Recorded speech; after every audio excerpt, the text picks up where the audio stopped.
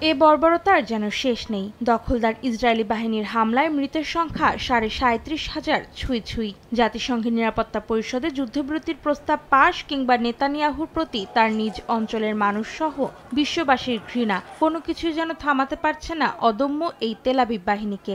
এর আগে রোববারও গাজার দক্ষিণাঞ্চলীয় রাফার পাশাপাশি হামলা চালানো হয়েছে মধ্য গাজার বুরেজ শরণার্থী শিবিরে। পুড়িয়ে দেওয়া হয়েছে বেশ কয়েকটি ঘরবাড়ি, গুঁড়িয়ে দেওয়া হয় আবাসিক ভবন ও স্থাপনা। এতে প্রাণ গেছে বেশ কয়েকজন নিরীহ ফিলিস্তিনির।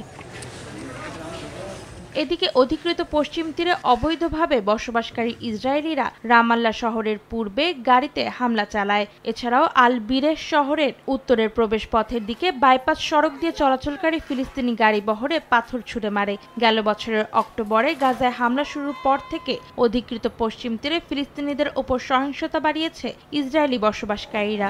নগদের কাছে সব গ্রাহকই প্রিয়, তাই তো সারা দেশে ক্যাশ আউট চার্জ সবচেয়ে কম।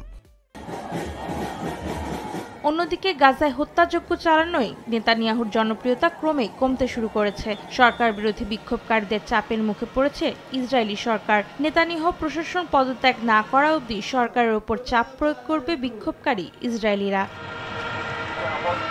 অন্তরা সেন, সময় সংবাদ।